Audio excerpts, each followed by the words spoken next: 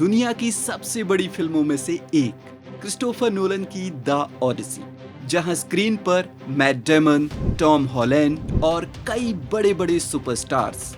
लेकिन सच कहूं, जब मैंने द ओडिसी देखी तो मेरी नजर बार बार एक ऐसे एक्टर पर जाकर रुक रही थी जिसे मैं पहले से जानता भी नहीं था। फिल्म खत्म होने के बाद मेरे दिमाग में बस एक ही सवाल था, क्रिस्टोफर नोलन की फिल्म में एक इंडियन ओरिजिन एक्टर को इतना मजबूत रोल मिला है, आखिर ये है कौन? और सच बताऊं, फिल्म में हिमेश पटेल का स्क्रीन स्पेस भी काफी अच्छा है। डायलॉग्स बहुत ज्यादा नहीं है, लेकिन उनके एक्सप्रेशन, उनकी प्रेजेंस और उनका शांत एक्टिंग स्टाइल आपको इम्प्रेस कर देता है। फिर मैंने उनके बारे में पढ़ना शुरू किया और जो कहानी सामने आई वो किसी फिल्म से कम नहीं थी।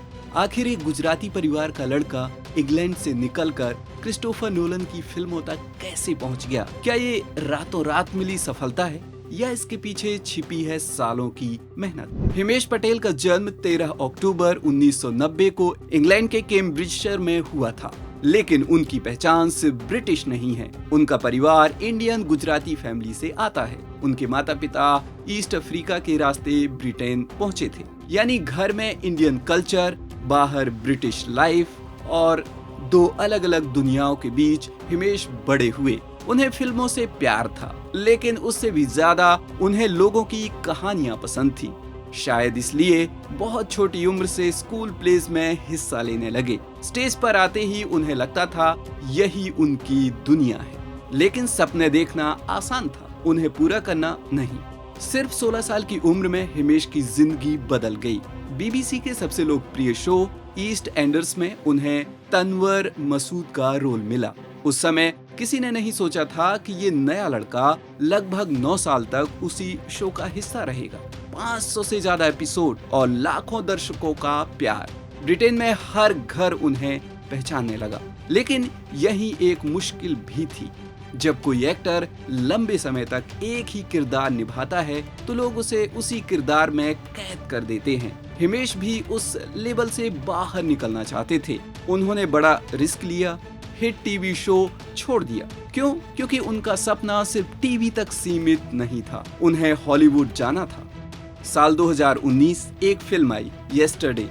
कहानी थोड़ी अजीब थी। दुनिया बीटल्स को भूल जाती है, लेकिन सिर्फ एक लड़के को उनके गाने याद रहते हैं। वही लड़का था जैक मलिक और उसे निभाया हिमेश पटेल ने। ये उनकी पहली लीड फिल्म थी। डायरेक्टर थे ऑस्कर विनर डैनी बॉयल।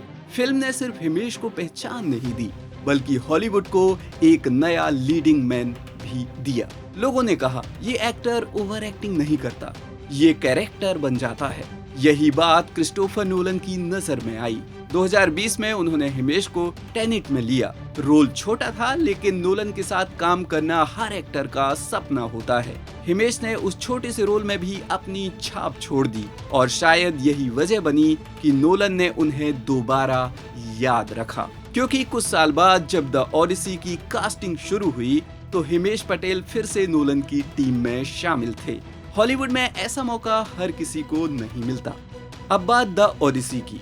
ये सिर्फ एक एक्शन फिल्म नहीं है, ये ग्रीक मिथोलॉजी की सबसे महान कहानियों में से एक है। इसमें मैट डेमन निभा रहे हैं ओडिसिस का किरदार और हिमेश पटेल बने हैं यूरिलोकस, यानी ओडिसिस के सबसे भरोसेमंद कमांडर। लेकिन ये कैरेक्टर सिर्फ हीरो का दोस्त नहीं है, कई बार वो हीरो के फैसलों पर सवाल भी उठाता है।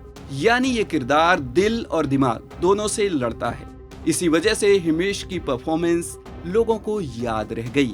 इतने बड़े स्टार्स के बीच अपनी अलग पहचान बनाना आसान नहीं होता, लेकिन उन्होंने कर दिखाया।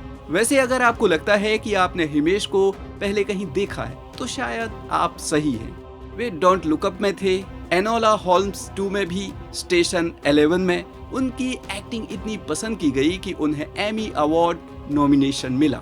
यानी हर प्रोजेक्ट में उन्होंने कुछ नया करने की कोशिश की। हिमेश पटेल की कहानी सिर्फ एक एक्टर की कहानी नहीं है, ये उन लोगों की कहानी है जो बड़े सपने देखते हैं, लेकिन धीरे धीरे एक एक कदम आगे बढ़ते हैं। ना कोई फिल्म फैमिली, ना ओवरनाइट स्टारडम, बस टैलेंट, पेशेंस और सही मौके का इंतजार। आज वही लड़का क्रिस्टोफर नोलन की फिल्मों का हिस्सा है और शायद ये तो सिर्फ शुरुआत है, क्योंकि द ऑडिसी के बाद पूरी दुनिया अब सिर्फ एक सवाल नहीं पूछ रही, हु इज हिमेश पटेल, बल्कि what's next for Himesh Patel.